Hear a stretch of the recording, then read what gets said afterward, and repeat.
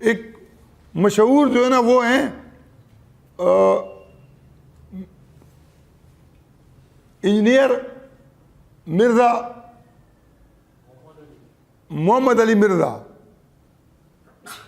یقین جو میں دل سے اس کو پسند کرتا ہوں, اور اس لیے پسند کرتا ہوں کہ وہ کہتا ہے کہ نہ میں وہابی نہ میں بابی اور میں ہوں مسلم کتابی. وہ بار بار اس بات کو دہراتا ہے. وہ کہتا ہے کہ میں نہ اہل حدیث ہوں اور نہ بابی ہوں, بابوں کا ماننے والا. بولتے کہ جو دیوبندی بریلوی ہیں یہ بابوں والے ہیں, اور میں مسلم کتابی ہوں, اہل حدیث بھی نہیں ہوں. پہلے وہ دعوت اسلامی میں تھا, دعوت اسلامی سے پھر وہ اہل حدیث کے اس میں چلا گیا. اب وہ کہتا ہے کہ میں مسلمان ہوں, میں کسی فرقے سے میرا تعلق نہیں ہے. اہل حدیث کو اس لیے مسترد کرتا ہے کہ جو اہل حدیث ہیں وہ اہل بیت کی احادیث کو چھپاتے ہیں, اس میں تعریف کرتے ہیں, وہ ان کو ہائی لائٹ نہیں کرتے ہیں.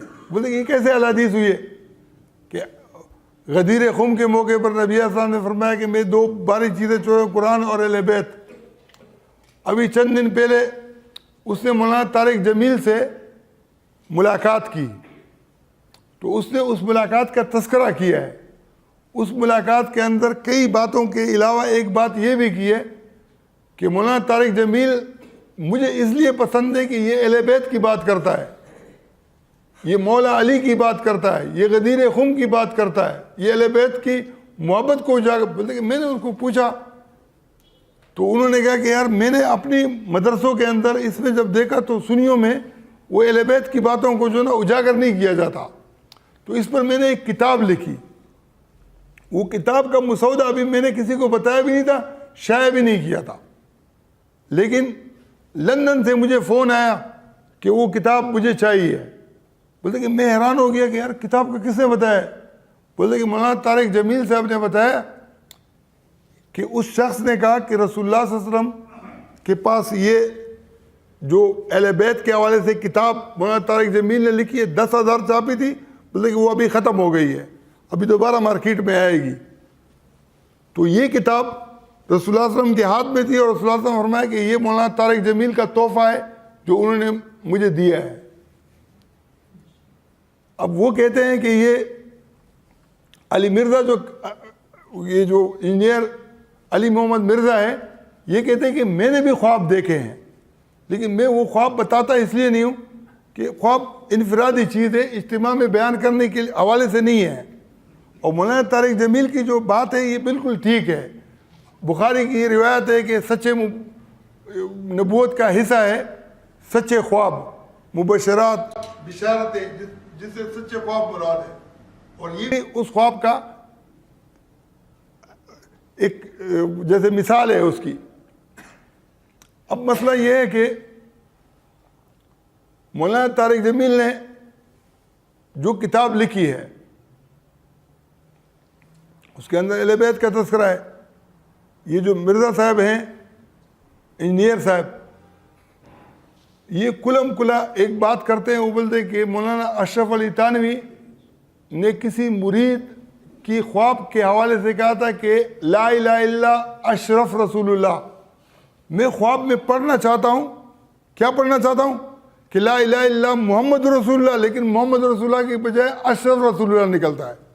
پھر میں کوشش کرتا ہوں اور روتا بھی ہوں کہ کسی طریقے سے تو رسول اللہ صلی اللہ علیہ وسلم سامنے آتے ہیں, مجھے بہت شرمندگی ہوتی ہے کہ میرے منہ سے پھر بھی اشرف رسول اللہ نکلتا ہے. تو اس خواب کی جو تعبیر ہے, مولانا اشرف علی تھانوی نے کہا کہ آپ کا جو مرشد ہے وہ متبع سنت ہے, اس لیے آپ نے یہ خواب دیکھا ہے.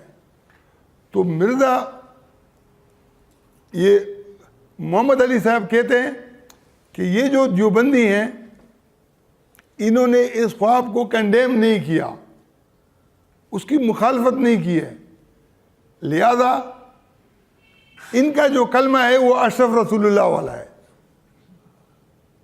اور اسی طریقے سے بریلوی کی کسی کتاب میں لکھا ہوا ہے کہ چشتی رسول اللہ، تو بولتے کہ ان کا جو کلمہ ہے وہ چشتی رسول اللہ والا ہے۔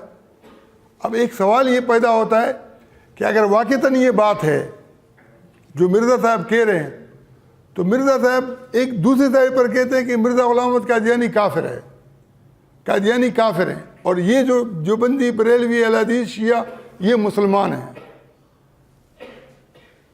اگر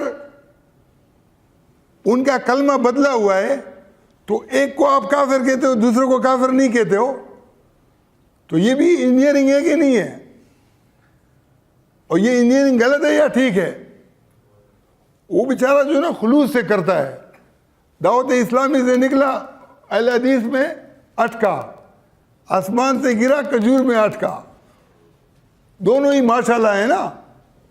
تو وہ اپنے طور پر تو بیچارہ صحیح محنت کرتا ہے، کوشش کرتا ہے، جو کتابوں میں ملتا ہے اس کو لے آتا ہے، لیکن ان کی یہ جو باتیں ہیں یہ ٹھیک اس لیے نہیں ہے کہ آپ دونوں کے اندر پیمانہ پھر کیوں غلط الگ الگ رکھتے ہو اگر ایک ہی سمجھتے ہو۔